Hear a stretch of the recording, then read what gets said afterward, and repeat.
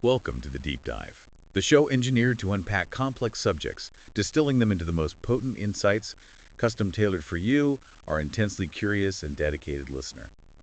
Today, we're plunging into a field where precision and expertise save lives every minute: trauma. A really critical area. And we're not just touching the surface. Our mission is to understand trauma care with the mastery of elite professionals in this field, dissecting every concept to truly grasp this critical information. Right. We want to get into the real nuts and bolts. So, what exactly is trauma? In its most fundamental definition, it's cellular disruption, literally. Physical injury to cells caused by environmental energy, like a powerful impact that simply overwhelms the body's resilience. It's basically energy hitting the body harder than it can handle. Exactly.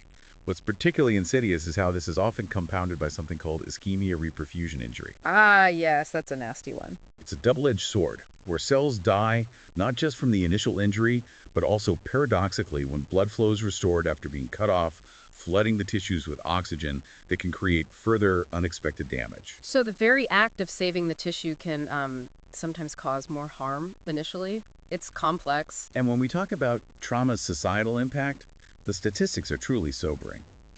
Trauma stands as the single most common cause of death for individuals aged 1 to 44 years. Consider that for almost half a century of life, it's the leading threat. That's a huge chunk of life, really. Just staggering. It's also the third most common cause of death overall, regardless of age, and tragically the leading cause of productive life years lost. To put this into a sharper focus, in 2014 alone, we witnessed nearly 200,000 injury-related deaths.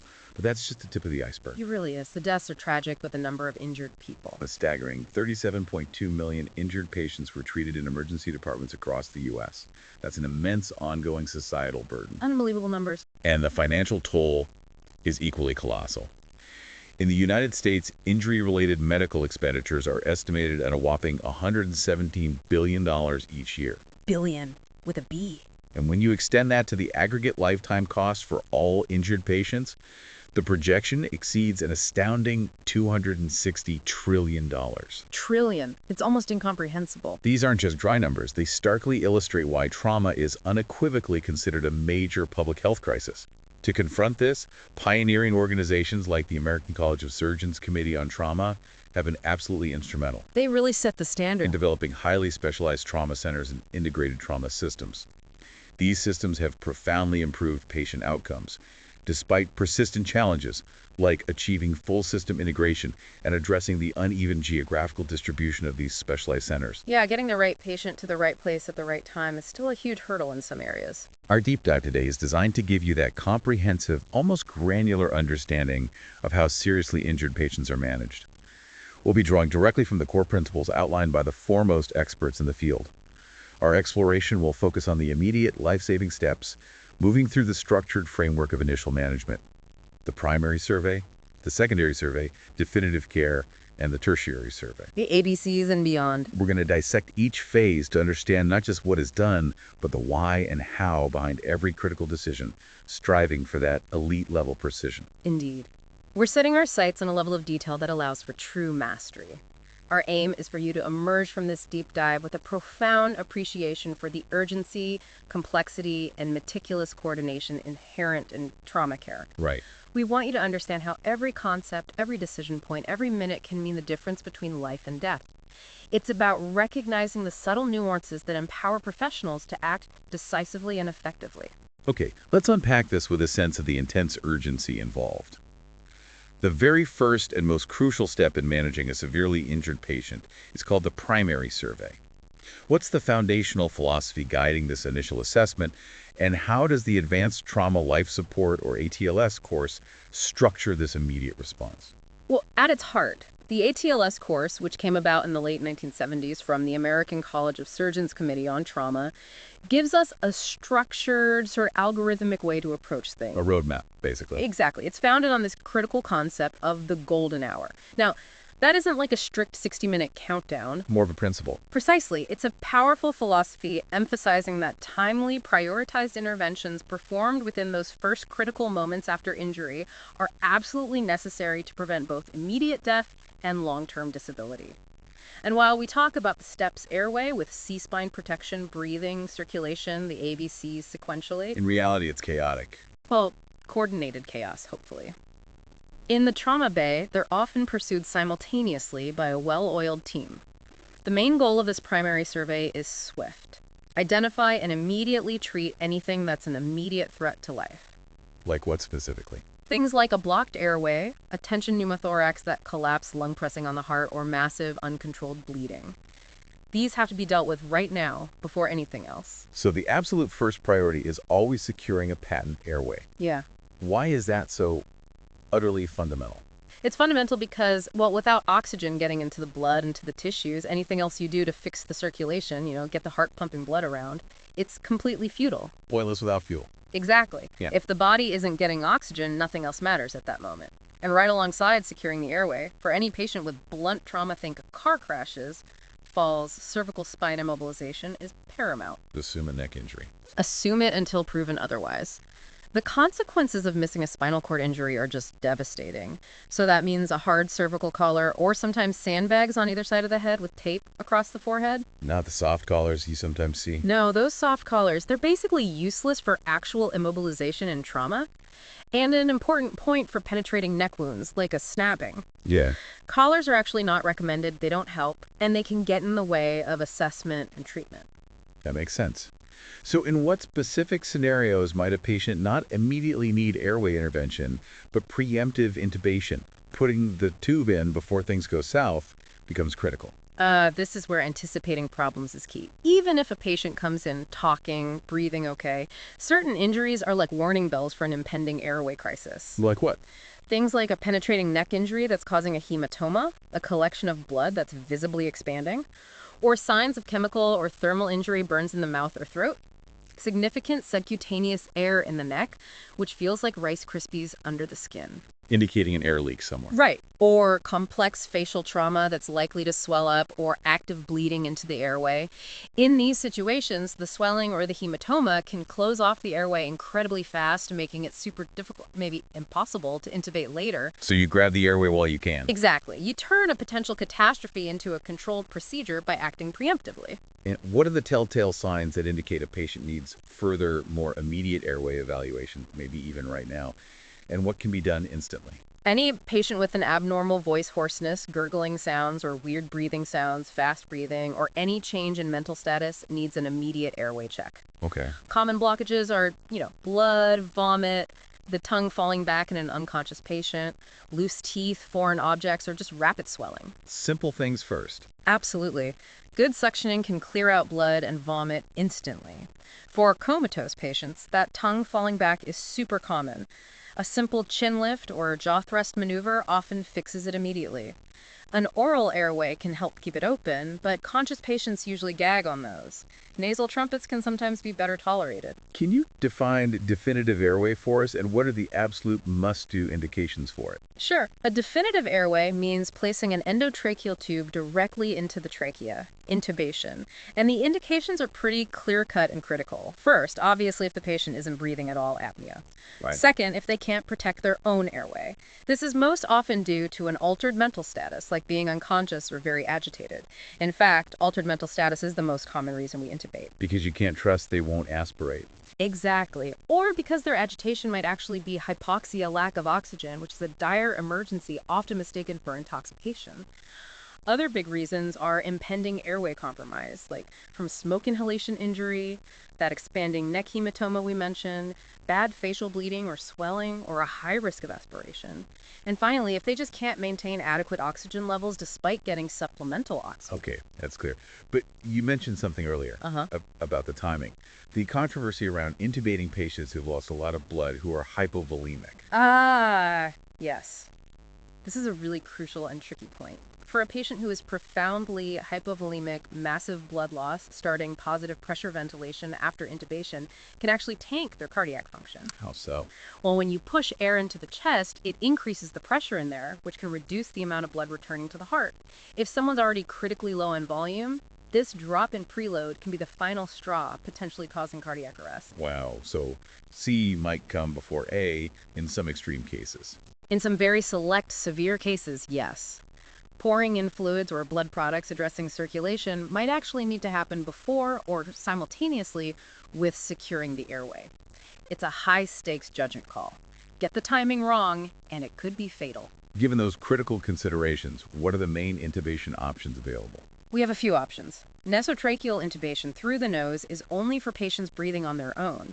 It used to be more common pre-hospital, but less so in the ED, now riskier, smaller tubes. So orotracheal is preferred, through the mouth. Generally, yes. Orotracheal intubation lets you see the vocal cords directly, use larger tubes, and you can do it on patients who aren't breathing. But remember, the C-spine. Right, got to keep the neck stable. Absolutely. Manual inline stabilization is key during the procedure. We're also using things like the glide scope, a video laryngoscope, more often now gives a great view. The downside. Conscious patients usually need drugs to paralyze them for oral intubation. Rapid sequence induction, RSI. Right, and that has its own risks. Failed intubation, aspiration, medication side effects. Whoever's doing RSI needs to be expert and ready for anything. What if standard intubation fails, or the face is just too badly injured? Then you have to move immediately to an operative airway. The go-to emergent surgical airway is a cricothyroidotomy. The crica. Exactly. You make a vertical skin incision, being careful to avoid the neck veins bleeding obscures everything. Then a horizontal cut right through the cricothyroid membrane, which you can usually feel. Any key technical points? Yes. Angle the blade slightly downward to avoid hitting the vocal cords just above it. A hook can help stabilize things. Then you slide in usually a 6.0 size tube. But there's a major contraindication. Which is? Kids under 11. High risk of causing subglottic stenosis, a narrowing below the vocal cords, which is a serious long-term problem. For young kids, if you need a surgical airway, it should be a formal tracheostomy. And when is an emergent tracheostomy indicated rather than a creak? That's usually for really devastating injuries like a complete laryngotracheal separation where the larynx and trachea are pulled apart, or severe laryngeal fractures, often from a direct clothesline hit to the neck. Where a crick might worsen things. Precisely. It could completely lose the airway connection. Ideally, a track is done in the OR with better setup, and if the trachea is actually severed, it's critical to clamp the distal end before tubing it so it doesn't retract down into the chest. Okay, so airway secure. What's absolutely essential right after that? Breathing and ventilation. Got to get the oxygen in and CO2 out. Exactly. Once that tube is in, the focus instantly shifts. Basic steps. Give everyone supplemental oxygen, slap on a pulse oximeter for continuous monitoring. But then you have to be hyper alert for several conditions that can kill someone fast by messing up their breathing. Let's walk through those immediate threats. First up, tension pneumothorax. Sounds bad. It is bad. It's a clinical diagnosis you have to make fast. Look for respiratory distress, gasping for air, combined with low blood pressure, hypotension. Other signs. You might see the trachea pushed away from the bad side, breath sounds are decreased or absent on that side, maybe subcutaneous emphysema, that crackly air under the skin. Neck veins might be distended, but... Could be flat if they're bleeding out elsewhere. Exactly. The key thing differentiating it from a simple collapsed lung is the hypotension. It's a true surgical emergency. Field treatment might be a needle decompression, but in the ED. Chest tube, now. Chest tube immediately, don't wait for an x-ray. Mid-axillary line, 4th or 5th space, and critically go over the top of the rib to miss the nerve and vessels underneath. And the mechanism. Why does it cause collapse? It's a nasty one-way valve. A lung tear lets air into the pleural space with each breath, but not out. Pressure builds up, becomes positive instead of negative, collapses the lung, shoves the heart and vessels over. Compresses the good lung. And worst of all, kinks the big veins, returning blood to the heart. Venous return plummets, cardiac output tanks, and boom, cardiovascular collapse. Needs instant relief. Next, open pneumothorax, the sucking chest wound. What's the immediate fix? That's when you have a big hole right through the chest wall. Air sucks in and out. Lung can't inflate properly, bad hypoxia and hypercarbia. You can't just slap an airtight dressing on it, though. Why not? You could turn it into a tension pneumo. If air can get out of the lung tear but not the chest wall hole, pressure builds. So the temporary fix is an occlusive dressing taped on 3 sides only. Creates a flutter valve. Precisely. Air escapes on exhale, but can't get sucked in on inhale, prevents tension. Definitive fix is closing the hole surgically and putting a chest tube in somewhere else on the chest. And flail chest. That paradoxical movement sounds dramatic. It looks dramatic, yeah. Yeah. 3 or more ribs broken in 2 or more places creates a segment that moves in when you breathe in, out when you breathe out, opposite the rest of the chest. But the paradoxical motion itself isn't usually the main killer. What is then? It's the bruise underneath, the pulmonary contusion. That lung tissue is damaged, gets stiff, doesn't exchange gas well. That's what causes the respiratory failure. And contusions can get worse over the first 12 hours or so. So close monitoring is key. Absolutely. The initial X-ray often underestimates how bad the contusion really is. What about a major air leak, suggesting a tear in the big airways, the trachea or bronchi? A big continuous air leak from a chest tube is a huge red flag for a tracheobronchial injury. Type I injuries are close to the carina, where the trachea splits. Surprisingly, they might not have a pneumothorax if the mediastinal lining contains the leak. Type 2 injuries are further down and usually do cause a pneumothorax. Either way, the diagnostic tool is bronchoscopy, putting a scope down the airway. To see the tear directly. Exactly. Pinpoint the location and size, which tells you how to fix it, usually surgically. So once breathing is stable, or at least being managed, what about blood loss? Here's where it gets really interesting with circulation. How do initial assessments quickly tell you about the patient's status? Right. Airway secured, ventilation addressed. Now it's all about sea circulation and stopping hemorrhage. We get that first quick read on stability by feeling pulses. Carotid means roughly 60 systolic, femoral maybe 70, radial up at 80. Just a rough guide. A very rough guide. But any hypotension SBP under 90, you have to assume it's blood loss until proven otherwise.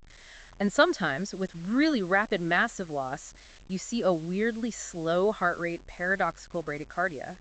We check vitals relentlessly every 5 minutes if they're unstable. How do you establish immediate life-saving access for fluids in these critical situations? Needs to be fast. Super fast. Goal is 2 large bore peripheral IVs, 16 gauge or bigger in adults, but often in shock, veins collapse. Making it tough. Yeah. So if peripheral access fails quickly, you go straight for an interosseous line, an IO, usually proximal humerus or tibia. It's a fantastic bridge. You can push fluids, blood, meds through it, just like an IV. But it's temporary. Should be. Get it out once you have better access due to a small risk of bone infection. And while you're getting access, you're drawing blood bedside hemoglobin, trauma labs, and arterial blood gas for base deficit. Base deficit tells you about tissue perfusion. Exactly. It's a key marker of cellular shock. Plus blood for cross-matching and maybe those viscoelastic tests like TEG or ROTEM to see how they're clotting in real time. And if peripheral and IO aren't enough, then you move to secondary large bore central access. Big catheters like 7 or 9 French introducers, often femoral or subclavian veins. Rule of thumb, femoral for chest trauma, jugular subclavian for belly trauma, avoids interference. any other tricks? Saphenous vein cut-downs at the ankle are surprisingly effective, even when everything else is collapsed. There is a consistent spot just above and in front of the inner ankle bone. For kids under 6, it's peripheral, then IO, then maybe central or saphenous. Just got to be careful not to accidentally cannulate the femoral artery when going for the vein. What about controlling external hemorrhage? Stuff you can actually see pouring out. Got to stop that immediately while you're trying to replace volume. Direct manual pressure is key. 1 4x4 gauze, gloved hand, push hard. Don't pile on dressings, hides ongoing loss. And no blind clamping. Definitely not. Too easy to grab a nerve or another vessel, especially in deep wounds in the neck, groin, near the collarbone for those. A gloved finger right on the bleeder inside the wound. Then escort the patient straight to the OR holding pressure. Tourniquet. Used sometimes, especially tactically, but digital pressure is often enough for extremities, and tourniquets risk nerve damage, plus make the limb more susceptible to clots and shock. For open fractures, just pulling the bone ends back into alignment and splinting helps a ton with bleeding. Scalp bleeds a lot too, right? Profusely, especially if it cuts through the gallia layer. Quick control with skin staples, special clips, or just a running stitch. Now, during this circulation survey, there are a few specific life-threatening internal bleeding catastrophes we have to spot fast. Massive hemothorax, cardiac tamponade. And belly or pelvic bleeding. Right, which we often pick up with that quick EFAST ultrasound and the initial x-rays of the chest and pelvis. Let's hit the chest ones first.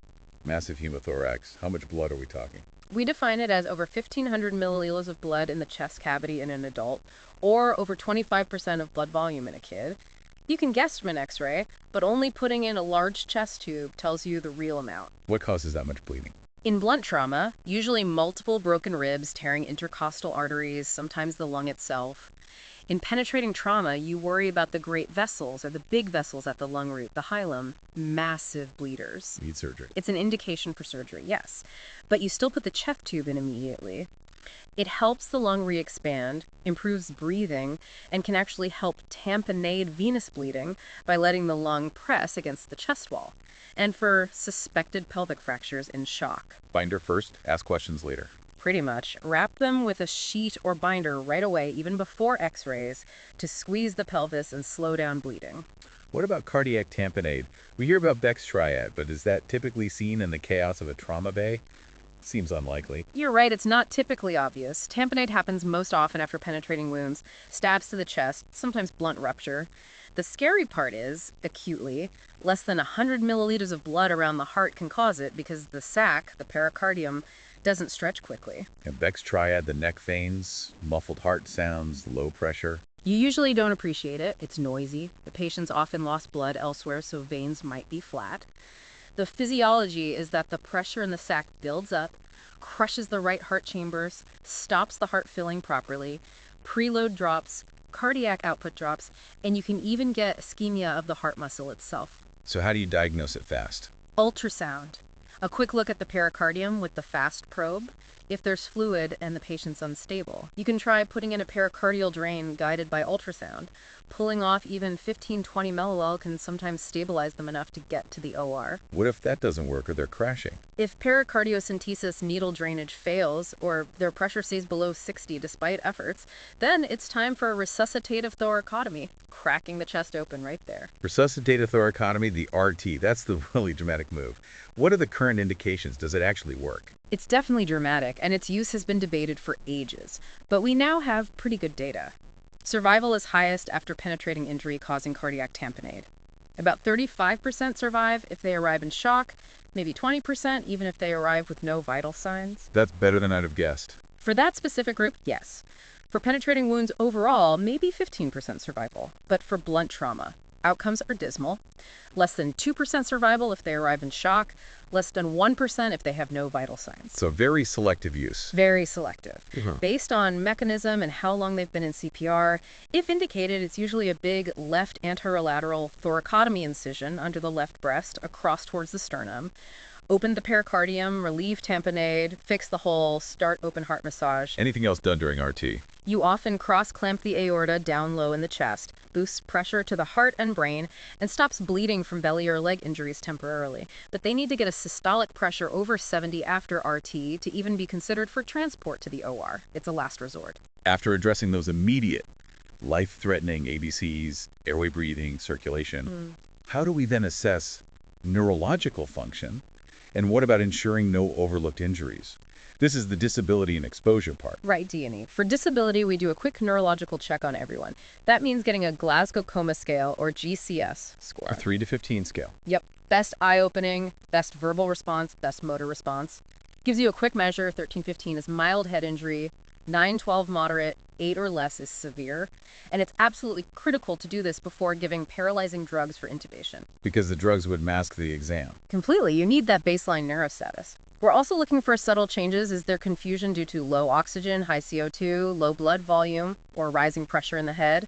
Any altered mental status triggers a recheck of the ABCs and suspicion for brain injury. Things change fast. What about neurogenic shock? That's a specific pattern you see sometimes with high spinal cord injuries, low blood pressure, but with a relatively slow heart rate, plus paralysis, maybe loss of rectal tone. Treated with fluids carefully and often dopamine. And the final crucial step, exposure. Seems straightforward, but vital. It is vital. Exposure means taking all the patient's clothes off. You have to see everything to make sure you don't miss hidden injuries back. Armpits, perineum, everywhere. But as soon as the clothes are off, Warm blankets. immediately, warmed blankets. Hypothermia is a huge enemy in trauma, makes bleeding worse, messes with heart function. Prevent it from the start. So once those immediate life threats are managed, what does this all mean for the patient who is still in shock? Let's talk about the nuances of shock classification and the evolution of initial fluid resuscitation. How do we quantify shock? Well, the classic signs are tachycardia, fast heart rate, and hypotension, low blood pressure. But how they show up depends on how much blood they've lost. We talk about 4 classes of hemorrhagic shock. Based on volume loss. Exactly. Class I may be up to 750 milliliter loss. Vitals might be almost normal. The body compensates well initially. Class 2, 750 to 1500 milliliter loss. They're definitely tachycardic, but blood pressure might still hold up due to clamping down peripherally. So BP isn't the earliest sign. Not usually. It's often not until class 3, 1500 to 2000 milliliter loss, like 30-40% of their blood volume gone, that the blood pressure really starts to drop significantly. We use these classes and the patient's response, heart rate, BP, breathing, urine output, mental status to guide resuscitation. The goal is restoring tissue perfusion, getting oxygen to the cells. How has the approach to initial fluid resuscitation evolved? I know there's been a significant shift away from just pouring in saline. Huge shift. Historically, yeah, we started with loads of isotonic crystalloid like Ringer's lactate, but now for patients arriving in clear shock SBP persistently under 90, the standard is balanced resuscitation. Meaning we activate a massive transfusion protocol, or MTP, right away. Instead of just crystalloid, we're giving packed red blood cells and fresh frozen plasma, often together in specific ratios, trying to mimic whole blood more closely. And how do you judge the response? We categorize them. Responders get fluids blood and their vitals normalize, they wake up, start making urine good perfusion. Transient responders improve initially, then tank again. Suggests ongoing bleeding. Exactly, they're a real challenge. And non-responders just stay hypertensive, despite aggressive resuscitation. They need the bleeding source found and stopped now. Urine output is a good sign of perfusion, but it takes time, more useful later in the OR or ICU. Here's where it gets really interesting, differentiating the causes of persistent hypotension in a non-responsive trauma patient. What's the systematic approach? How do you figure out why they're still crashing? For those unstable patients, the non-responders or transient responders, you need a rapid, systematic hunt for the cause. Is it ongoing blood loss, hemorrhagic? Is the heart failing, cardiogenic? Or is it neurogenic shock? If they're hypotensive and tachycardic, then it's most likely hemorrhagic or cardiogenic. We use that bedside EFAST ultrasound check, the heart sac, the chest cavities, the belly for fluid. Combine that with quick chest and pelvic x-rays. Usually that points you to the source pretty fast. What about blunt trauma, suspected pelvic fracture? If they're hypotensive, you slap on that pelvic binder, presumptively. Stop any external bleeding. Splint fractures. You can use central venous pressure or IVC ultrasound to help sort cardiogenic from hypovolemic causes too. And that base deficit from the blood gas tells you about cellular shock. Yeah, if it's worse than 8, that suggests ongoing major perfusion problems. We track lactate levels too. There are even some newer technologies like compensatory reserve index being looked at. What about the specific types of shock? What stands out to you about cardiogenic shock in a trauma patient beyond just, say, a stab wound to the heart? What's key is the differential diagnosis. The most frequent cause of cardiac failure, cardiogenic shock in trauma, isn't direct heart injury. It's usually that tension pneumothorax we talked about. Crushing the heart. Right. Then pericardial tamponade. Then you have blunt cardiac injury, BCI. A lot of chest trauma patients might have some BCI, but it rarely causes true shock. If they have EKG changes or arrhythmias, you monitor and treat them. Interestingly, cardiac enzymes like troponin, not very specific predictors. A normal EKG in troponin actually makes significant BCI unlikely. What if BCI does cause shock? Optimize their fluid status, maybe use drugs to help the heart squeeze harder, get an echocardiogram to look for valve or wall motion problems, rarely need things like an intra-aortic balloon pump. And don't forget, a heart attack can cause the trauma in older folks. They crash the car because of the MI. That needs very individualized management. But there's one really lethal, often missed cause of cardiogenic shock. Bronchovenous air embolism. Air getting into the bloodstream from the lung. Exactly. Air from a torn bronchus gets into an adjacent pulmonary vein, travels back to the left heart, air bubbles fill the left ventricle, block filling, then get pumped into the coronary arteries. Starves the heart muscle of blood. Instantly. Classic story. Patient with penetrating chest wound, stable initially, then you intubate them, start positive pressure ventilation, and they suddenly arrest. What do you do? Immediate action. Trendelenburg position, head down, try to trap air in the heart's apex. Emergency thoracotomy. Clamp the pulmonary hilum on the injured side to stop more air getting in. Aspirate air from the left ventricle apex, then the aortic root with a needle. Vigorous heart massage to push bubbles through the coronaries, maybe even direct aspiration from the coronary artery. Once stable, they stay head down with the hilum clamped until the lung vein is fixed. Devastating complication. Beyond cardiac issues, persistent uncontrolled hemorrhage is a major and deadly concern. How do you approach that ongoing bleed? Uncontrolled hemorrhage has incredibly high mortality. Priority 1 is a rapid, systematic search for the source. Look everywhere the injury mechanism suggests: scalp, chest, abdomen, pelvis, extremities. Use EFASH, get those chest and pelvic x-rays. And while you're looking, You're transfusing empirically. Type O blood, O negative for women of childbearing age, and thawed, AB plasma, often 2.1 ratio initially. Universal donors. Get type-specific blood going as soon as the lab has it. and you mentioned A-side earlier. Acute coagulopathy of trauma. It's crucial. Trauma itself messes up clotting, so preemptive blood components are key. And those viscoelastic tests, TEG or ROTEM, are vital now for goal-directed therapy, spotting fibrinolysis clot breakdown early. If there's a clear reason for surgery, massive hemothorax, belly full of blood on ultrasound, Straight to the OR. don't pass go, don't collect $200, get essential x-rays and go. And if someone arrives with a knife or something still impaled, leave it in. You might be plugging the hole. Exactly. Pulling it out in the ED could unleash fatal bleeding. Cool. Only remove it in the OR with everything ready for control. Okay, let's unpack this concept of internal bleeding and how we estimate it, which is often a significant challenge because you can't see it directly. Estimating internal loss is incredibly tough. What paramedics report from the scene is usually unreliable. When someone's persistently hypotensive with no obvious external bleeding or clear surgical target, we think about the 5 potential hidden spaces: scalp, chest, abdomen, pelvis, and extremities. Scalp can bleed a lot. Surprisingly, yes, but usually controllable. Chest and belly we check with EFAST and x-rays. If FAST is negative and they're still unstable, maybe a diagnostic peritoneal aspiration needle into the belly to look for blood. Then check the limbs for fractures. Because fractures bleed internally. Significantly.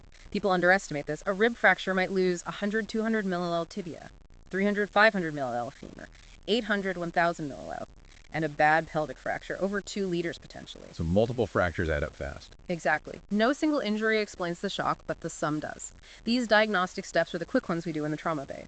Sending an unstable patient out of the ED for a CT scan. Very. Monitoring is lost. Resuscitation is harder. That's why many centers have CTs in the ED now. If they absolutely must go, the surgeon goes with them, ready to abort the scan and run to the OR instantly. Which brings up that controversial idea again. Hypotensive resuscitation. When is that actually used? Right, letting the pressure stay a bit low intentionally. It's mainly for a very specific group. Patients with penetrating vascular injuries where you worry about blowing off the body's own natural clot. The thinking is if you push the SBP much above 90, you might dislodge that clot sealing the artery. So keep it around 90 pre-op. For those specific patients, potentially yes. But, and this is critical, it's absolutely not appropriate for most blunt trauma, and especially not for traumatic brain injury. Why not TBI? TBI patients need good brain perfusion. They need an SBP above 100 mmHg to prevent secondary brain injury from lack of blood flow. So, hypotensive resuscitation is a very niche strategy, requires expert judgment.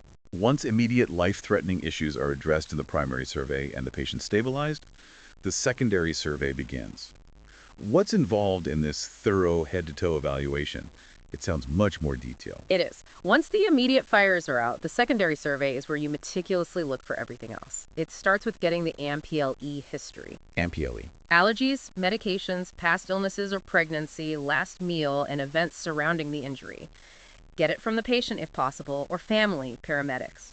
Then comes the physical exam, truly head to toe. Pay extra attention to easily missed spots. The entire back, armpits, perineum. And specific exams. All seriously injured patients get a digital rectal exam check, sphincter tone, look for blood, feel for a high-riding prostate, which can indicate pelvic fracture or urethral injury.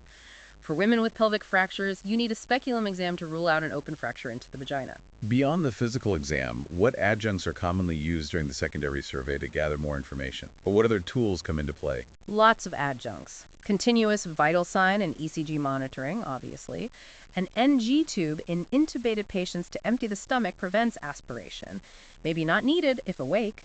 And use an oral tube if they have bad mid-face fractures. Can the NG tube itself give clues? Sometimes. Blood in the stomach contents might hint at an upper GI injury. And if the tube looks way off course on a chest x-ray, could mean a diaphragm tear. Then there's the Foley catheter. To monitor urine output. Right, key sign of kidney perfusion. Also gets a urine sample. But if you see blood at the urinary meatus or big scrotal perineal bruising or feel that high-riding prostate, Hold the Foley. Risk of urethral injury. Exactly. Putting a Foley through a torn urethra is bad news, causes strictures later. Get a retrograde urethrogram first in stable patients. If they're crashing, maybe one gentle attempt is okay, but if it doesn't slide in, consider a suprapubic tube. And what about selective radiography in labs at this point? How do you decide what imaging to get beyond the initial chest pelvis? Imaging is selective now. Chest and pelvis are standard for severe blunt trauma, the old lateral C-spine film. Mostly replaced by CT of the entire spine, much better detail. For gunshot wounds to the trunk, get AP and maybe lateral x-rays of chest and abdomen marking the entry-exit points to estimate the path. Maybe a quick x-ray of a fractured limb for splinting. MAPS. Full trauma panel for the critically injured type and cross. CBC, chems, coags, blood gas. Less severe, maybe just CBC in your analysis. But for anyone over 55, get that arterial blood gas routinely. Why specifically over 55? They can be in subclinical shock, look okay, but have poor tissue perfusion. The base deficit on the ABG can reveal that. And always repeat the fast ultrasound if there's any question of belly injury or ongoing blood loss. If we connect this to the bigger picture, how profoundly important is the mechanism of injury in guiding the entire evaluation? You mentioned this earlier. It's absolutely fundamental. The mechanism tells you what injuries to suspect long before you find them. Patients often can't tell you much, so you grill EMS and police. Car crash, how fast, what angle, seatbelt, airbag. Steering wheel smashed, windshield starred, how bad was the car damage? Ejected? Anyone else hurt or killed? Other mechanisms. Fall, how high, what did they land on? Helmet, crush injury, how heavy was the object? Gunshot, what kind of gun, how far away? Stab wound, what kind of knife, how long? But you also have to remember... It's blunt and penetrating. Exactly. The person who got stabbed might also have been beaten up. You have to anticipate the spectrum of injuries based on all the forces involved. It guides everything. Let's unpack the difference between blunt and penetrating trauma mechanisms and their typical injury patterns. How does the energy transfer differ?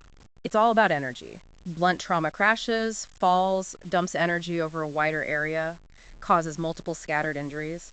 Solid organs that can't deform easily, liver, spleen, kidneys take the hit. Penetrating trauma bullets, knives as localized damage along the track. Organs with the biggest surface area get hit most often, small bowel, liver, colon. And because it's a track, adjacent structures often get injured too. And blunt trauma itself has different levels. Right. High energy versus low energy. High energy is the bad stuff. Car versus pedestrian, MBCs over 20 mile per hour change in velocity, ejection, motorcycle crashes, falls over 20 feet.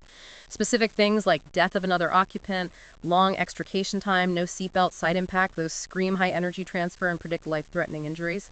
Low energies like getting hit with a bat or falling off a bike, usually localized, but can still cause lethal internal injury if the blow is direct and hard enough.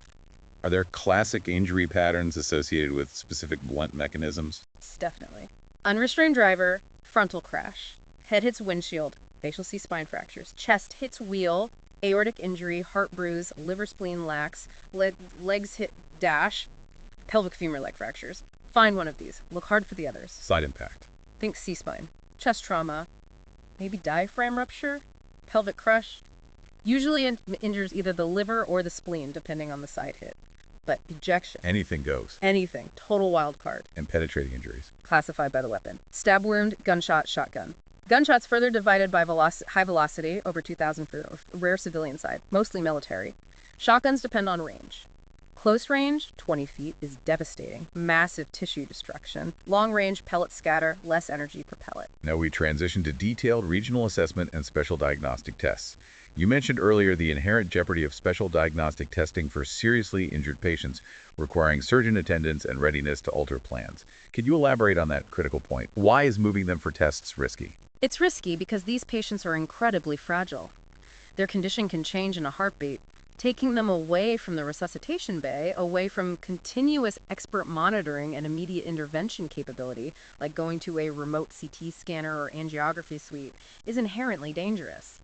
So the surgeon needs to be there. Absolutely. The surgeon must accompany the unstable patient, constantly reassessing, ready to pull the plug on the test and race to the OR if the patient deteriorates. Diagnostics should never delay life-saving treatment. Patient stability dictates the plan, second by second. Let's start regionally then, with the head. What's involved in the thorough examination for head injuries, beyond just the GCS? Head evaluation is meticulous. Scalp. Look for lacerations, feel for underlying skull fractures, eyes. Check pupil size, reactivity, visual acuity if possible. Look for blood in the globe. Can they move their eyes fully? If not, could be ocular entrapment from an orbital fracture. Gotta check early before swelling hits. Sometimes you need to relieve pressure. Yeah, a lateral canthotomy, small cut at the outer eye corner, can save vision if pressure builds up. Yeah. Ears? Check the eardrum for blood behind it, hemotympanum, fluid leaking out, otorrhea or rupture. Nose? Look for fluid leak, rhinorrhea. Face? Feel for bony step-offs, instability. Ask if their bite feels normal, hints at jaw fractures. Nasal fractures often bleed a ton, can compromise the airway. Mouth? Check for loose teeth, cuts, blood under the tongue, sign of mandible fracture.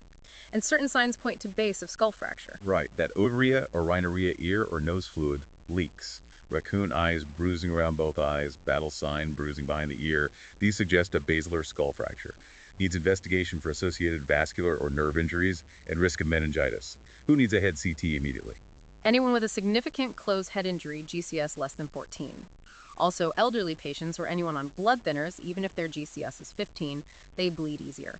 Plain skull films are sometimes useful quickly for penetrating injuries to see the bullet path and any lateralizing signs. Like one pupil blown or one side not moving. Exactly. Unilateral dilated pupil, asymmetric movement, unilateral Dubinsky sign that screams intracranial mass, needs urgent action. What kind of lesions do you actually see on CT after head trauma? Several types. Epidural hematomas, blood between skull and dura, often from middle meningeal artery tear, lens-shaped on CT. Classic story is knockout, lucid interval, then rapid decline. Subdural hematomas, between dura and brain surface, usually venous, crescent-shaped. Worse prognosis often because the brain underneath is usually bruised too. Other bleeds? Subarachnoid hemorrhage, blood in the spaces around the brain, can cause vasospasm. Intrapercameral hematomas or contusions, bruises within the brain tissue itself, and diffuse axonal injury, DAI, from shearing forces. Right. High-speed deceleration, widespread nerve fiber damage. CT might show subtle blurrings, small bleeds. MRI is better, often poor outcome. And if a trauma patient presents like they're having a stroke, look for carotid or vertebral artery injury. Definitely. Penetrating injuries are variable, but if they cross both hemispheres, usually fatal. Moving down to the neck, you constantly reiterate that blunt trauma means presumed cervical spine injury, requiring diligent evaluation. How deep do you go to assess this critical area beyond just the collar? Diligence is key. Assume C-spine injury, maintain precautions. In an awake patient, any pain or tenderness right over the spine in the back or any neurosymptom needs full imaging. CT. CT is now the standard for anyone intubated, anyone with distracting injuries, a bad mechanism, or another spinal fracture found elsewhere. It's just much better than plain x-rays. If you suspect ligament damage, might need flexion extension views later, or an MRI, and spinal cord injuries themselves vary a lot. Hugely. Complete injury means total loss of function below the level. High injuries risk that neurogenic shock. Recovery is rare, but incomplete injuries have better potential. Central cord syndrome, often older folks. Hyperextension, arms worse than legs, often some recovery. Anterior cord affects motor, pain, temp, poor recovery. Brown-Séquard usually penetrating, half the cord cut, lose motor proprioception on same side, pain temp on opposite side. And during the primary survey, how do you identify immediate life-threatening neck injuries beyond the spine itself, like bleeding or airway issues? Primary survey focuses on the big killers. Exsanguinating hemorrhage, rapidly expanding hematomas causing airway compromise.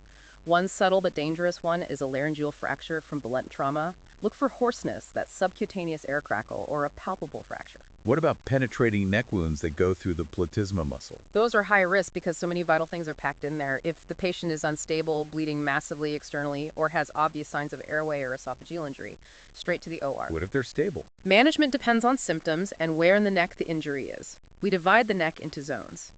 Zone I low down, near the chest. Zone 2 mid-neck. Zone 3 high up by the jaw skull base. Does zone affect management? Yes. Zone 2 used to be mandatory exploration, but now selective management is common. For symptomatic zone or 3 injuries, getting good surgical exposure is tough, so ideally you get diagnostic imaging like CTA first if they're stable to pinpoint the problem.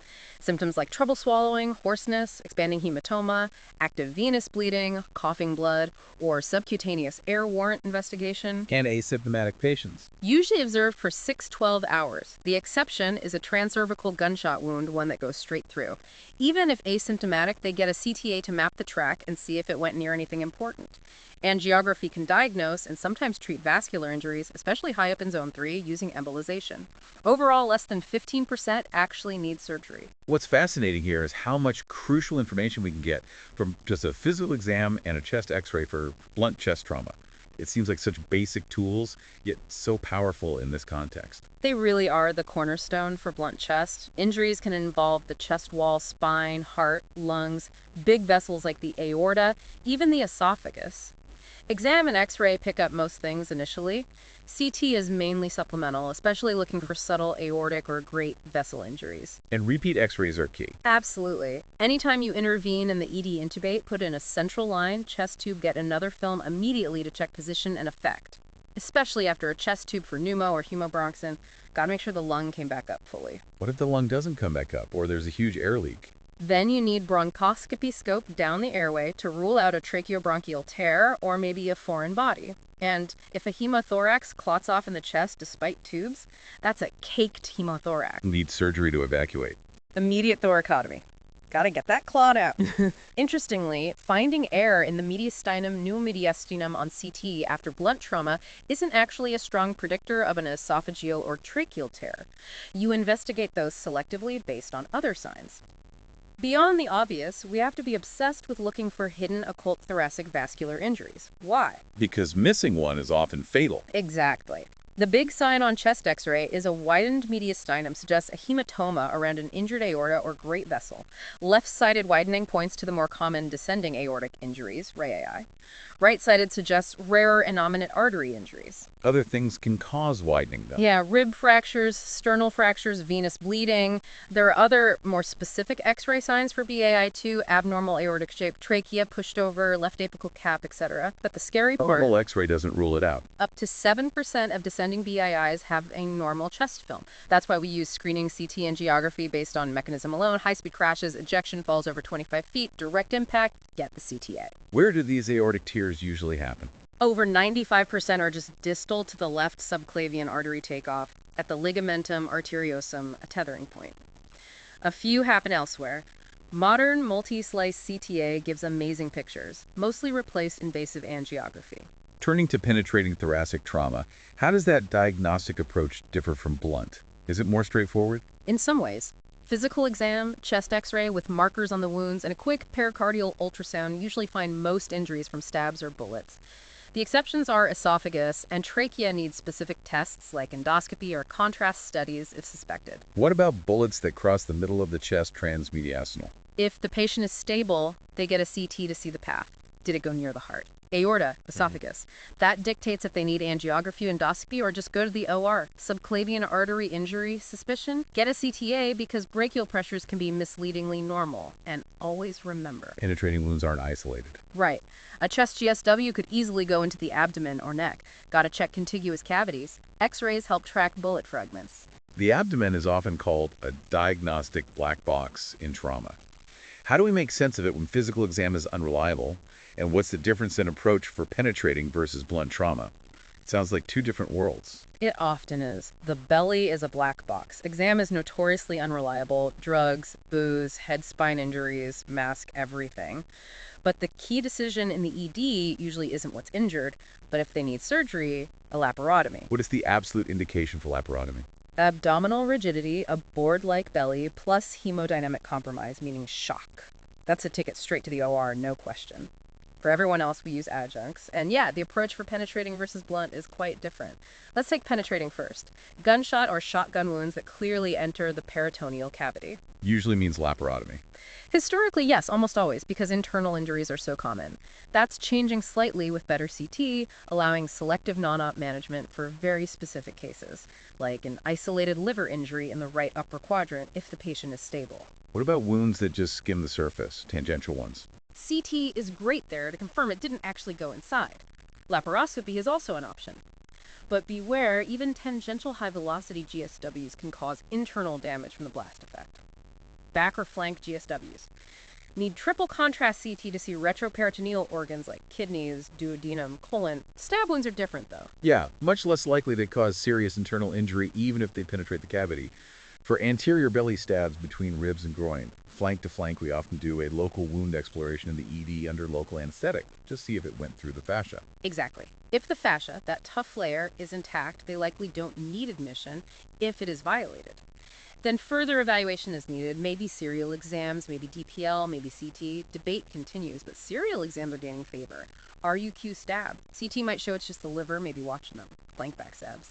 Contrast CT for retroperitoneal structures. And wounds crossing the diaphragm area, thoracoabdominal. High risk of hidden diaphragm injury, especially left-sided wounds. Need laparoscopy or DPL to rule it out. An undiagnosed hole can lead to organs herniating into the chest later. Right side often ignored unless major liver injury. DPL has a lower threshold for positivity here, specifically looking for diaphragm tears. Now, blunt abdominal trauma, what's the first step usually? Fast exam. Focused abdominal sonography for trauma. Quick ultrasound at the bedside looking for free fluid blood in the belly. Where do you look? Around the liver, Morrison's pouch, around the spleen, down in the pelvis, and around the heart. It's fast, non-invasive, repeatable, but it's not perfect. Can miss things. Yeah, doesn't reliably see bowel injury, retroperitoneal bleeding, or small amounts of fluid. If the FAST is positive and the patient is stable without peritonitis, they go for a CT scan. What does CT add? Quantifies the injury grades liver spleen lax using the AST scale. Shows active bleeding as a contrast blush.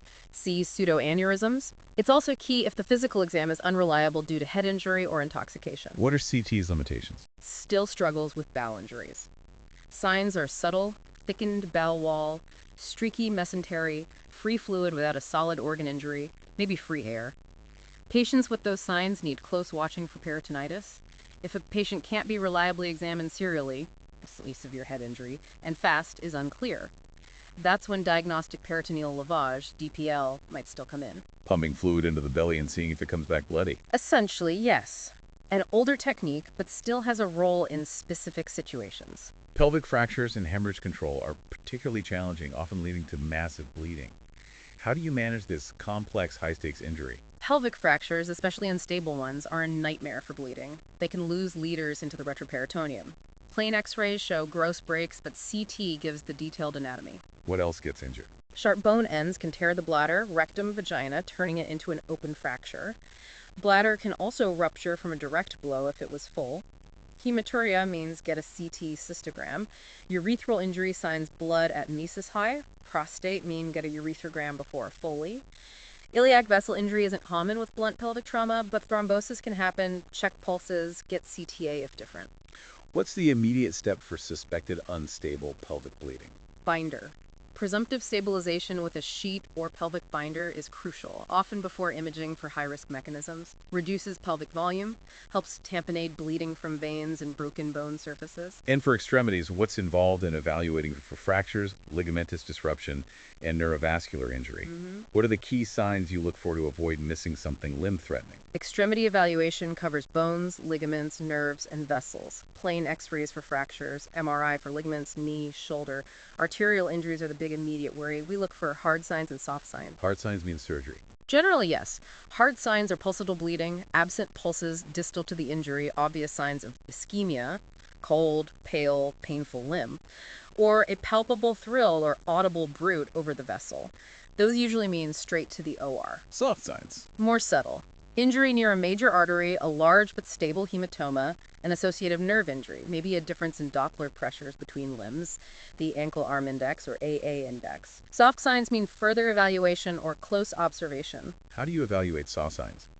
AA index, CTA. That's debated. AA index compares Doppler pressures. If index is 0.9, suggests significant injury, needs CTA or arteriogram. Some argue this misses things. CTA is used much more liberally now for proximity or soft signs. But always, always reduce fractures and dislocations before the final vascular check. What about timing?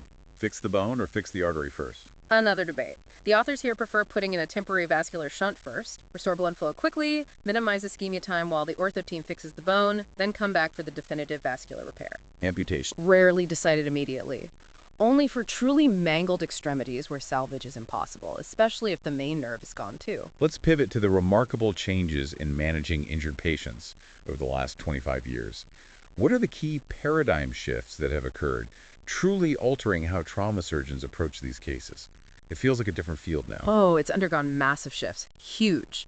driven by tech like fast CT scans, better understanding of physiology, one of the biggest, non-operative management of solid organ injuries. It used to be everything got explored. Pretty much. Liver, spleen injuries often meant automatic surgery. Now, if stable, many are watched non-operatively. And when we do operate, less radical resections. Try to save the splenorrhaphy, save kidney tissue, partial nephrectomy. What else? Colon injuries. Used to be almost always a colostomy. Now, primary repair is the standard for almost everyone. Faster, single-layer closures too, and the whole concept of damage control surgery, DCS. For the sickest patients. Exactly, the ones crashing from the lethal triad. Short initial surgery just to stop bleeding and contamination, then back to ICU for resuscitation, then definitive repair later. Also, abdominal drains. Mostly gone. Readily. Yeah, routine use is way down. We also have great adjuncts now. Endovascular stenting for arterial injuries, angioembolization to stop bleeding without big surgery, better recognition of blunt cerebrovascular injuries, BCVI, preperitoneal pelvic packing for unstable fractures, early fracture fixation, Reboe, the aortic balloon, and critically massive transfusion protocols, MTPs, balancing blood products, understanding coagulopathy better with TEG and ROTEM for goal-directed hemostasis. All these things together have dramatically improved survival.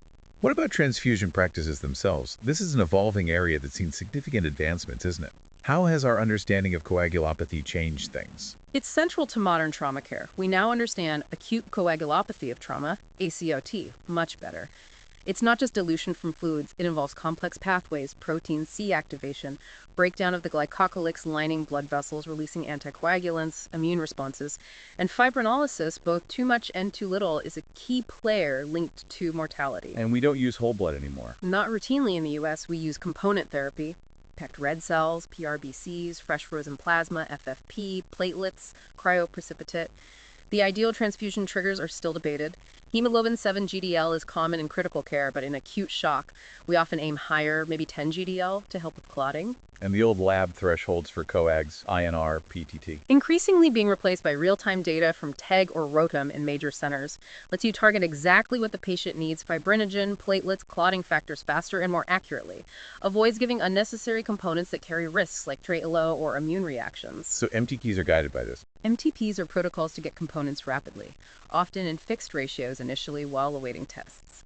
Common starting point might be 1.1 or 1.2 PRBCs to FFP.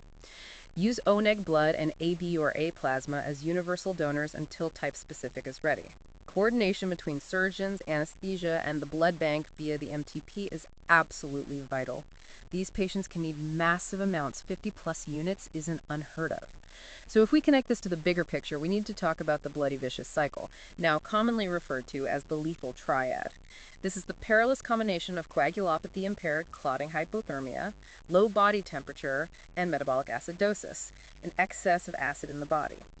Why is this triad so deadly? Because each part makes the others worse. Exactly. It's a downward spiral. Hypothermia from exposure, cold fluids, shock itself directly messes up the enzymes in the clotting cascade, makes platelets not work well. Acidosis from poor perfusion, maybe aortic clamping, transfusions also hammers clotting and heart function. And the coagulopathy feeds back into more bleeding, worse shock, worse acidosis, makes it harder to stay warm. Leading to Fatal arrhythmia, often. That's why spotting subtle signs of coagulopathy early, like oozing from cut edges, is key. And why those point-of-care tigrotum tests are so valuable, get results in 15 minutes versus 45 plus for standard labs. Damage control surgery is fundamentally designed to break this cycle, stop the bleeding, stop the contamination, get out, and let the ICU team fix the physiology before going back for definitive repairs. Beyond the immediate life-saving measures and resuscitation, what prophylactic measures are crucial in comprehensive trauma care to prevent further complications down the line?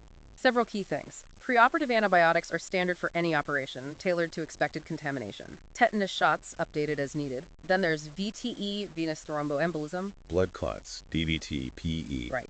Trauma patients are at super high risk, especially with pelvic leg fractures, head spine injuries. If they needed major vein ligation, are obese or older, we start LMWH, like Levinox, as soon as it's safe, bleeding controlled, brain stable. Plus those sequential compression devices, the leg squeezers, maybe IVC filters for very high risk, unable to get anticoagulation. And keeping them warm. Thermal protection is huge.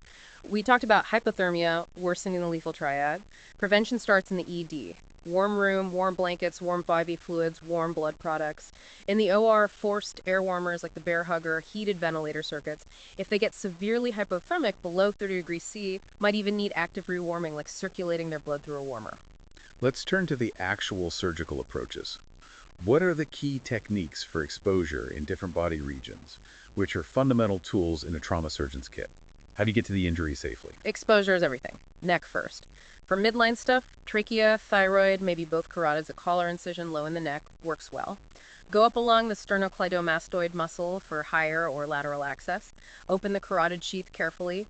Getting high up the internal carotid, zone 3, that's tough. Might need to divide muscles, mobilize nerves, maybe even remove the styloid process or displace the jaw, chest incisions. Most versatile for emergencies is the anterolateral thoracotomy, patient supine, incision under the breast in the fifth interspace. Need both sides. Extended across the sternum, a clamshell gives massive access, but you have to ligate the internal mammary arteries. Median sternotomy, splitting the breastbone, is good for anterior heart wounds, tamponade, or injuries to the big vessels coming off the aorta arch. Posterolateral incisions on the backside are for deeper structures like the lower esophagus or descending aorta. Emergent abdominal exploration. Usually midline incision in adults, fast, versatile. Kids under 6, maybe transverse. Scalpel is faster than cautery initially. First move inside. Get the blood out, pack the 4 quadrants, feel the spleen liver if it's blunt trauma, follow the track of penetrate if SPP is crashing. Hand or clamp on the aorta right up at the diaphragm immediately. Then find the specific bleeder. Digital pressure on vessels, packing for organs. Pringle maneuver, clamping the portal triad for bad liver bleeding, maybe clamp to the splenic hilum. Mobilizing the spleen involves cutting its lateral attachments. Getting to the deep abdominal vessels is tricky. Proximal aorta control is at the diaphragm hiatus, or maybe Reiboway balloon. Supracolic vessels, aorta above the colon, celiac, proximal SMA, left renal. Best access is often a left medial visceral rotation, swinging the left colon, spleen, pancreas, stomach over to the patient's right. SMA injuries have different approaches depending on the zone. IVC injuries, usually a right medial visceral rotation, swinging the right colon and duodenum medially. Iliac vessels down low, complex. May need aorta IVC control higher up, maybe even divide an iliac artery temporarily to see a vein injury behind it, but you must fix that artery later. And checking for bowel leaks. Meticulous inspection. Run the entire bowel, small and large. Unroof any hematomas in the mesentery. Check front and back of stomach. Coacher maneuver to see the duodenum. Feel the pancreas. After finding everything, you decide. Finish the repairs now or damage control. Consider putting in feeding tubes. If closing, irrigate, close the fascia, maybe leave skin open if contaminated. Vascular repair techniques themselves, what are the key steps and options? First, control bleeding, usually digital pressure. Then, careful dissection to see the injury clearly. Get proximal and distal control. Use Fogarty catheters to pull out any clot. Flush with heparinized saline. Trim ragged edges. Maybe use temporary shunts if delay is expected or vein graft needed. What has to be repaired? Major arteries, aorta, carotid, innominate, brachial, SMA, proper hepatic, renals, iliacs, femoral, popliteal. Ligation is catastrophic. Some arteries can be ligated if needed, like one hepatic artery, the celiac. In the legs, need at least one good artery with runoff. Small injuries, like tiny pseudoaneurysms or flaps, might be watched. Veins, repair SVC, suprarenal IVC, portal SMV, popliteal if possible due to morbidity of ligation.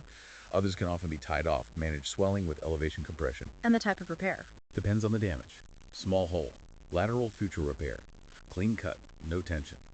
End-to-end anastomosis. Might need to bevel the ends or spatulate for small arteries to prevent narrowing. Use the parachute technique for tricky posterior walls. Too much gap. Interposition graft. Saphenous vein from the other leg is best for smaller arteries, 6 mm. PTFE, cortex, for larger ones, subclavian aorta, iliacs. Better infection resistance than Dacron reportedly. Cover grafts with omentum if possible, especially if bowel content spilled. Sometimes you can do a transposition swing over a nearby branch, like using the external carotid to fix the internal. Let's dive deeper into damage control surgery, which truly represents a shift in thinking about managing severely injured patients. It's a deliberate strategy to combat that lethal triad. Absolutely. DCS is all about recognizing when the patient is too sick, too physiologically deranged, deep in that lethal triad of coagulopathy, hypothermia, acidosis, to tolerate a long, definitive operation. Continuing to operate just digs the hole deeper. So you stop the bleeding, stop the contamination, and get out. That's the essence. Indications are usually refractory hypothermia, under 35 degrees, profound acidosis, pH 7.2, base deficit 15, and inability to achieve hemostasis due to coagulopathy. It's often an intraoperative decision. The goals are simple: control major hemorrhage and limit ongoing GI spillage. Techniques are temporary fixes: aortic injury, slap in a PTFE graft quickly, SMA injury. Put it in a shunt, needs definitive repair within 6 hours, though. Iliac leg arteries, shunts, bad venous injuries, ligate them, except those critical ones like suprarenal IVC, popliteal, spleen or kidney shattered. Take it out fast, splenectomy, nephrectomy, liver bleeding, pack it tightly around the liver, maybe balloon tamponade for deep tracts or even a temporary liver suture. Lungs, stapled wedge resection for peripheral tears, maybe pulmonary retractotomy for central penetrating wounds. Heart wounds, temporary running suture or even skin staples maybe, and controlling gut spillage. Small holes, quick whip stitch closure, big injuries or multiple close ones. Staple across, resect the segment, leave the ends stapled or tied off. Pancreas, just pack it. Figure out the duct later. Urinary leaks, catheter diversion. Then temporary abdominal closure. How is that done typically? Usually a bowel bag type setup. Cover the bowel with something non-adherent, maybe a fenestrated drape. Put drains along the fascia. Cover everything with a large adhesive drape like Iobon. Allows fluid to drain, gives room for swelling, prevents abdominal compartment syndrome. Initially, you might leave the bowel visible through the layers to monitor viability, then back to the ICU. How soon do you go back to the OR? Plan is usually within 24 hours. Once they're warm, clotting factors are normalized, and acidosis is corrected. Then you do the definitive repairs. Now that we understand the overarching principles in damage control, let's go into the specifics, region by region. Starting back at the top. Head injuries, specifically intracranial ones. What guides treatment? CT scan is key for anyone with GCS14. It shows the bleeds, the swelling. For severe injuries, GCSA, with abnormal CT, we monitor intracranial pressure, ICP. Goal is keep ICP 20 millimilli Hg and cerebral perfusion pressure, CPP 60 millimilli Hg. When do you operate on bleeds like epidurals or subdurals? Based on clot size, how much it's shifting the brain, midline shift 5 millimeters a common benchmark, location, posterior fossa is dangerous, GCS, and ICP trends. Sometimes a decompressive craniectomy removing part of the skull is needed for severe swelling, but it's controversial. Open or depressed skull fractures often need surgical cleaning and fixation too. Here's where it gets really interesting. For a general surgeon in a community without immediate neurosurgical coverage, the emergency burr hole for that rapidly declining patient with a suspected epidural, how critical is timing? Timing is everything for epidurals. That classic lucid interval followed by pupil dilation and coma means the brain is herniating. You need to evacuate that clot ideally within 70 minutes of injury. The burr hole is a life-saving temporizing measure. Make it on the side of the dilated pupil, drill through the skull, let the blood out, decompress the brain, then transfer immediately to a neurosurgical center for definitive craniotomy and general post-injury brain care. Avoid secondary insults. That means absolutely preventing hypotension, keep SBP 100, and hypoxia, keep SATs 90%. Maintain normal fluid balance. Manage ICP with sedation, maybe mannitol, temporary controlled hyperventilation if needed. Keep seizures under control, usually with prophylactic anticonvulsants for the first week. Moving to maxillofacial injuries, these are incredibly complex, demanding a multidisciplinary approach. What are the immediate priorities? Airway is always first, especially with facial trauma due to swelling and bleeding. Life-threatening hemorrhage from facial fractures is actually pretty common. Needs aggressive packing, maybe balloon tamponade, even angioembolization to stop it. Any fracture involving tooth-bearing bone is considered open, needs antibiotics. Long-term goals. Restore function, mainly getting their bite, their occlusion, right? Then aesthetics. Preserve vision if the orbit's involved. Orbital fractures can trap eye muscles, causing double vision or make the eyes sink in. Nasal fractures can mess up tear drainage or cause CSF leaks.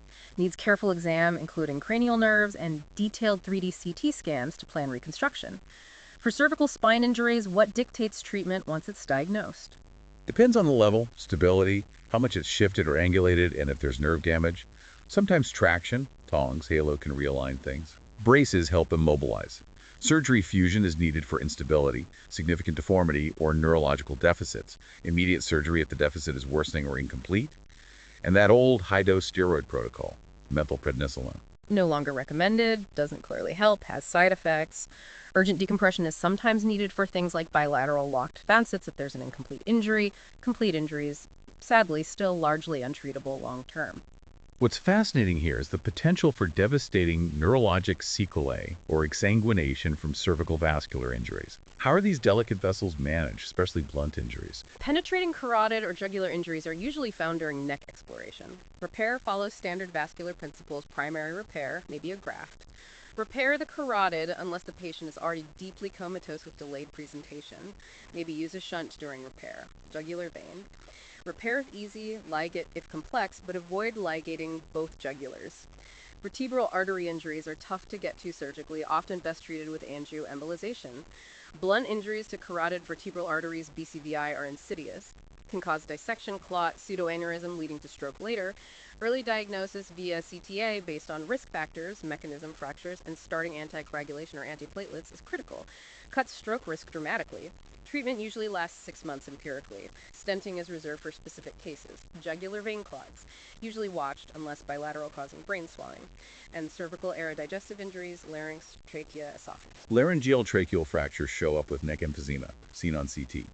Need repair, often end-to-end anastomosis. Esophageal injuries often happen with tracheal injuries due to proximity, especially penetrating. Need careful repair, often with muscle flap interposed between suture lines to prevent fistula. Small esophageal tears might be stented. Big or delayed injuries are tough, may need diversion, drainage. Moving to the chest itself, most common injuries. Hemothorax and pneumothorax. About 85% are treated just with the chest tube, but there are definite indications for opening the chest, a thoracotomy. One of the big ones? Massive initial blood output from the chest tube, over 1,000 or 1,500 milliliter, depending on who you read, or significant ongoing bleeding, like 200 milliliter for a few hours. That caked, clotted hemothorax. Obvious great vessel injury. Cardiac tamponade not relieved by drainage. Heart herniating out of the pericardium. Massive air leak suggesting bronchial tear. Tracheobronchial injury itself. An open pneumothorax needing closure. Esophageal perforation. Air embolism. Though for delayed presentations, even a large initial output might not need surgery if bleeding stops and the lung re-expands. Chest injuries involving the great vessels aorta, innominate, subclavian. Mostly penetrating. Blunt injuries usually cause pseudoaneurysms or rupture. Repair involves lateral suture, bypass grafts. Descending blunt aortic injury, BAI, needs urgent intervention, but other life-threatening injuries often take priority initially. Can manage blood pressure pharmacologically while waiting. Endovascular stent grafts, TEVAR, are now the mainstay of treatment. Open repair with bypass is much less common. Minor intimal tears might be managed non-operatively. And the heart itself. Penetrating injuries. Stab wounds are the most common survivable ones. Control bleeding, first clamp the atria, finger pressure on ventricles, maybe Foley catheter inflation for big holes temporarily. Definitive repair with sutures, often pledgeted, especially on the thinner right ventricle. Have to be careful not to tie off coronary arteries nearby. Check for internal damage like valve tears afterwards with echo. Blunt cardiac injury. Usually presents as arrhythmias or persistent tachycardia. ECG can be abnormal, but enzymes aren't very helpful. Needs monitoring. Echo checks wall motion, looks for tamponade. Usually supportive care. Trachea, bronchi, lung parenchyma injuries. Airway injuries are rare, often near the carina from blunt trauma. Massive air leak needs exploration, repair end-to-end, lung parenchyma. Most injuries are just pneumohemothorax treated with a tube. If needing surgery for bleeding, try to spare lung tissue wedge resection for peripheral tears, tractotomy for deeper ones. Pneumonectomy is very poorly tolerated after trauma. Watch for complications like pseudocysts or empyema later. Esophageal injuries in the chest. Often missed, often occur with airway injuries. Need repair, often with muscle flap reinforcement. Stenting for small tears. Big or delayed injuries may require exclusion, drainage, diversion. What about the chest wall itself? Ribs, sternum, diaphragm. Most rib fractures treated non-operatively. Pain control is paramount. Good blocks, maybe epidural. Pulmonary toilet. Persistent bleeding from intercostals. May need thoracotomy or angioembolization. Really bad flail chest or disc plates fractures might need surgical plating, or RAF. Sternal or scapular fractures indicate massive force, look hard for underlying injuries. Diaphragm tears. Blunts are usually large, radial tears, penetrating or smaller, usually repaired via the abdomen due to associated injuries. Suture repair, sometimes mesh for big defects.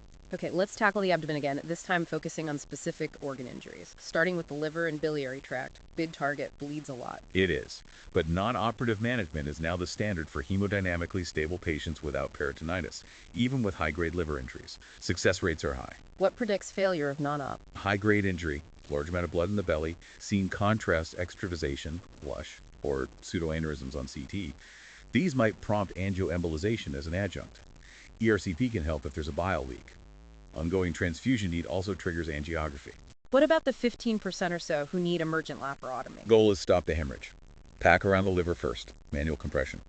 Pringle maneuver helps identify the source. If bleeding stops, it's hepatic artery or portal vein. If it continues, hepatic veins or retrohepatic vena cava, much harder to deal with. How do you fix the bleeding points? Direct pressure, electric cautery, argon beam coagulator, topical agents like Surgicel or Floseal. Suturing the liver itself, liver suture, is mainly for reproximation. Doesn't stop major vessel bleeding well. Finger fracture technique has limited role now, maybe hepatic artery ligation selectively. Omentum can fill defects. For deep penetrating wounds, balloon campanade works well. Angio is a great backup. Transplant is exceedingly rare. Gallbladder or bile ducts? Gallbladder injury usually means cholecystectomy. Bile duct injuries are tricky, often associated with vascular injuries. Small tears repaired over a T-tube. Major transections often need a Roux-en-Y choledochogenostomy, rerouting bile drainage into the intestine. Post-op liver issues. Remove packs around 24 hours usually. Watch for rebleeding. Complications include abscesses, bolomas, delayed bleeding from pseudoaneurysms can cause hemophilia if rupture into bile duct, biliary fistulas, often managed with drainage or ERCP. Spleen injuries, historically always removed. Yep, mandatory splenectomy was the rule. Now, driven by success in kids, non-operative management is preferred for all ages if stable. Contrast blush often gets angioembolization.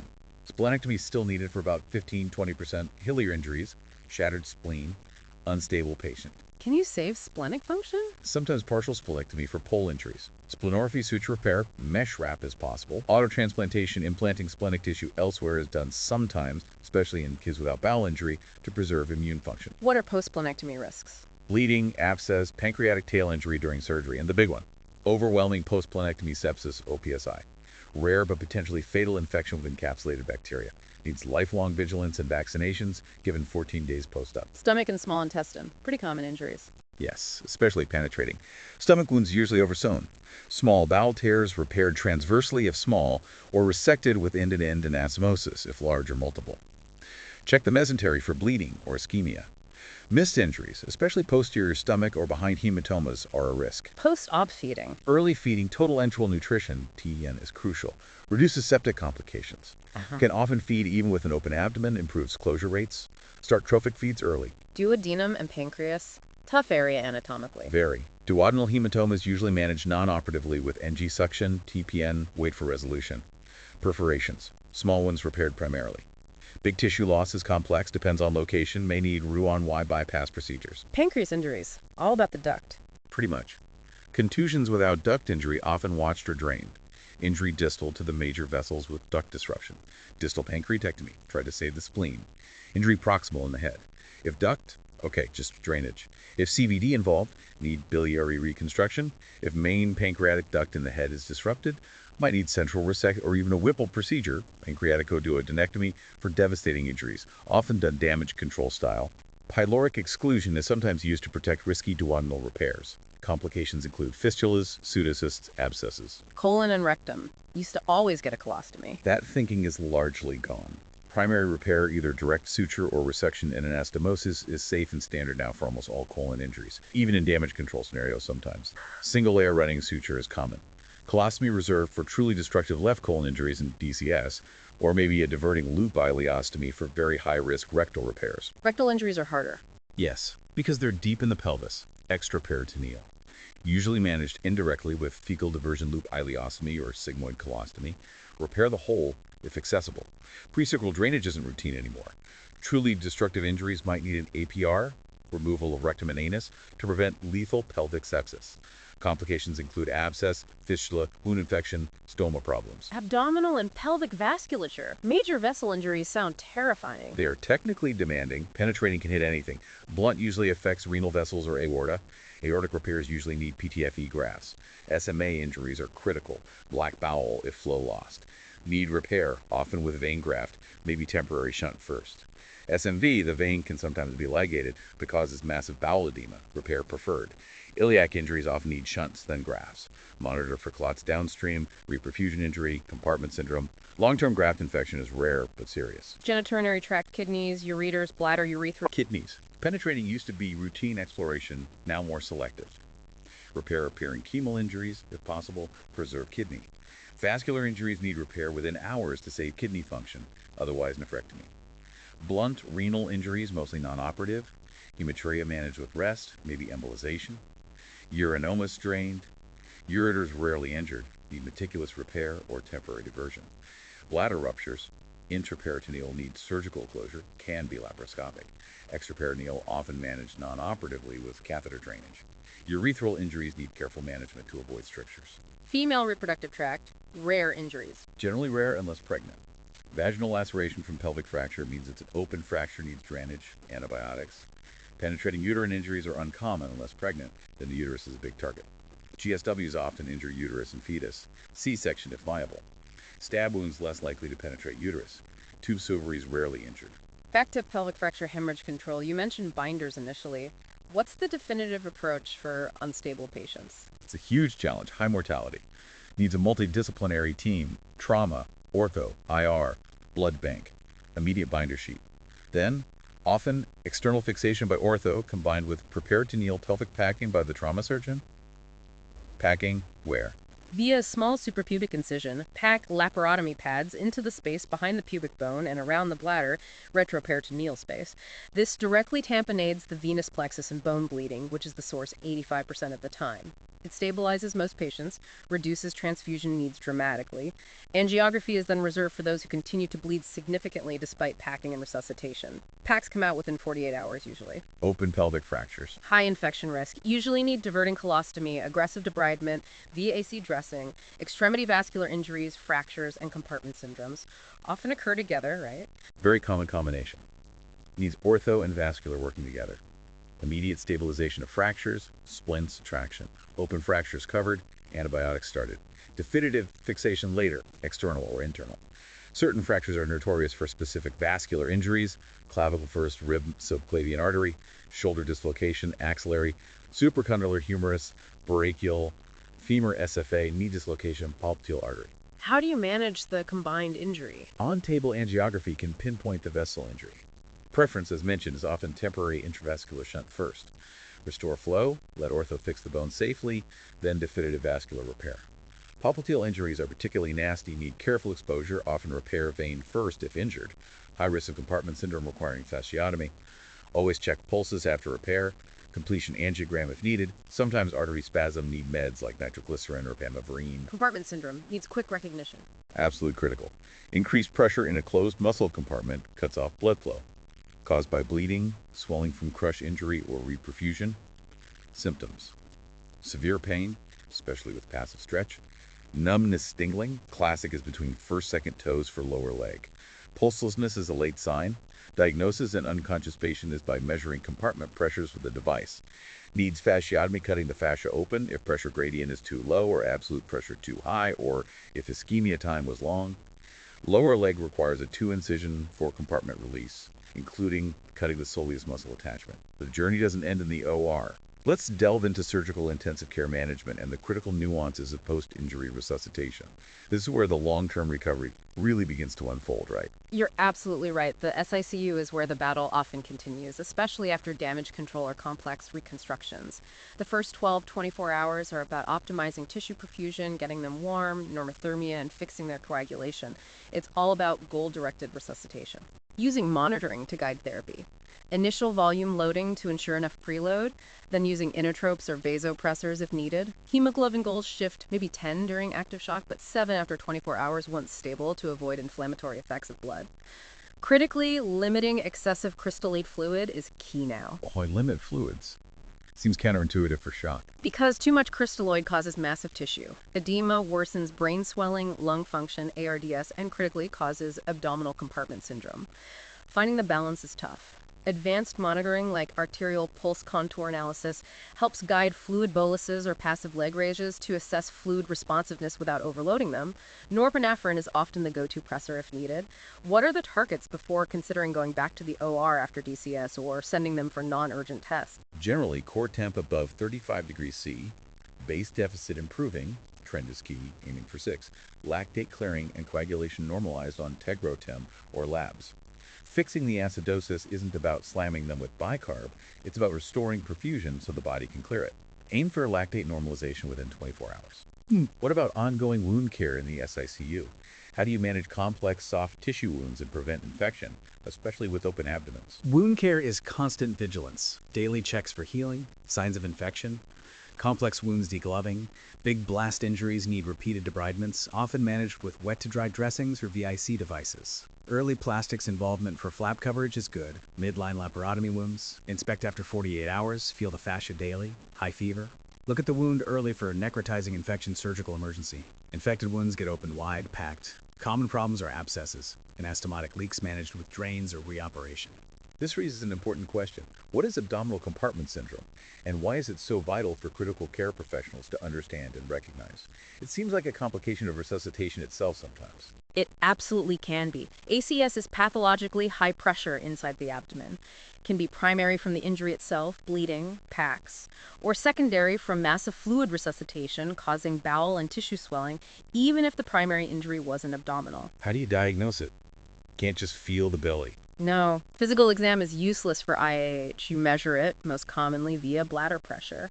Instill saline into the Foley, clamp it, measure the pressure with a manometer, and the high pressure causes problems everywhere. Exactly. It squishes the kidneys, low urine output, pushes up the diaphragm, hard to ventilate, high airway pressures, compresses the vena cava, low cardiac output, even increases intracranial pressure.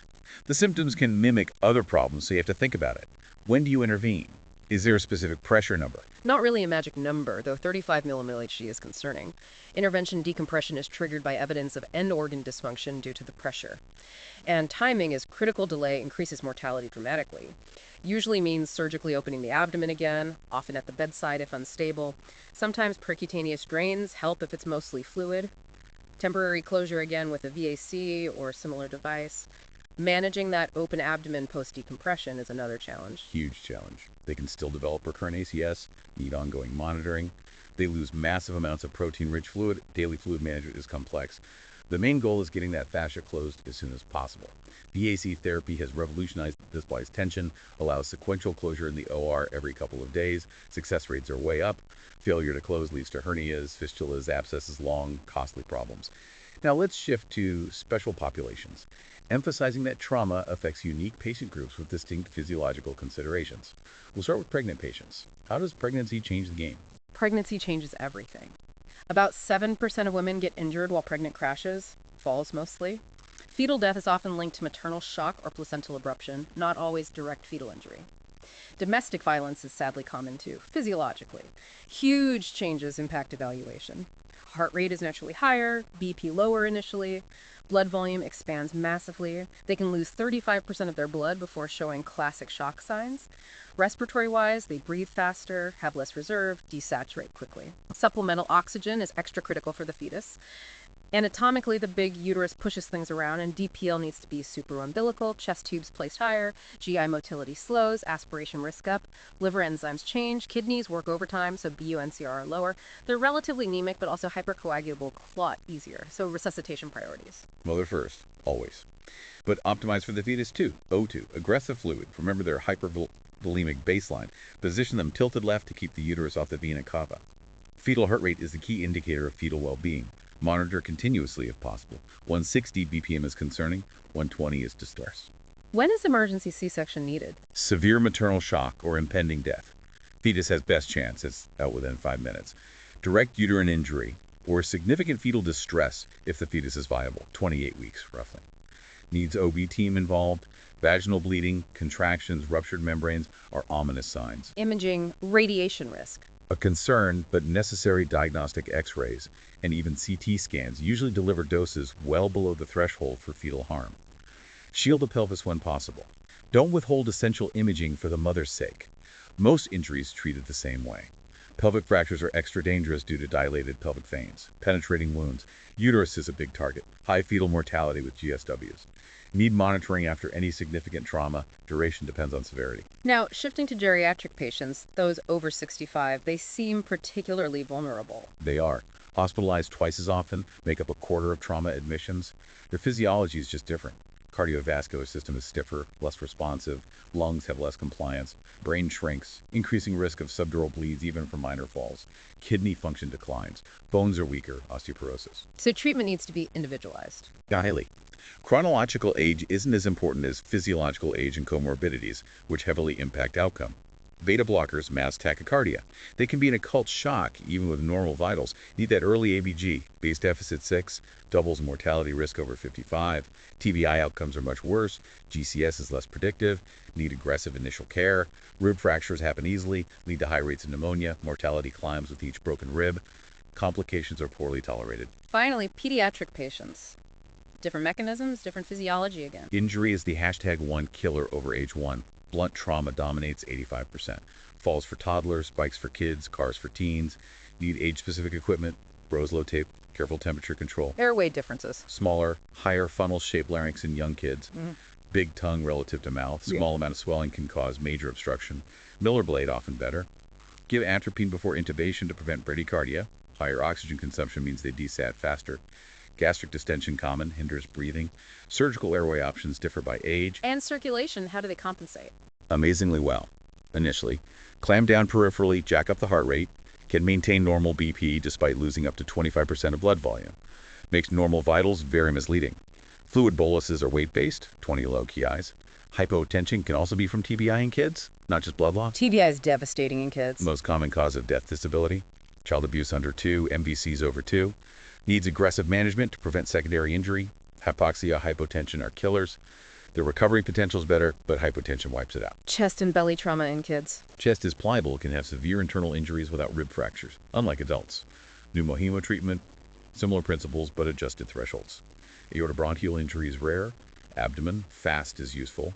Specific mechanisms cause specific injuries. Handlebars, pancreas duodenum, lap belt, Bell's aorta. Non-operative management of solid organs is the standard. It's stable, very successful, 95% plus.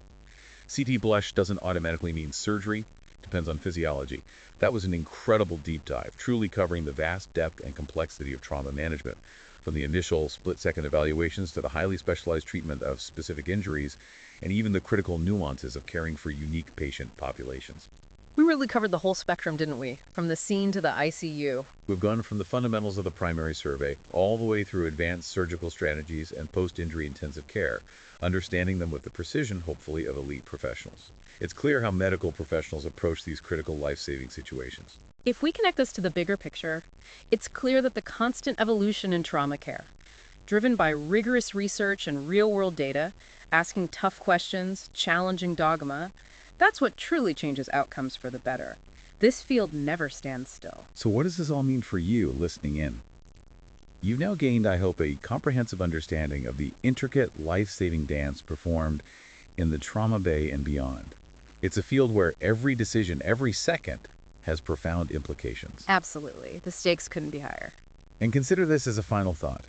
How advancements in technology, from high-resolution CT scans and sophisticated monitoring to point-of-care coagulation assays, and maybe even AI in the future, continue to transform the art of trauma surgery into an increasingly precise science, pushing the boundaries of what's possible. What new technologies or understandings do you think will most dramatically reshape trauma care in the next decade? That's a great question to ponder. What's the next big leap? Thank you for joining us on this deep dive. Until next time, keep exploring, keep learning, and stay curious.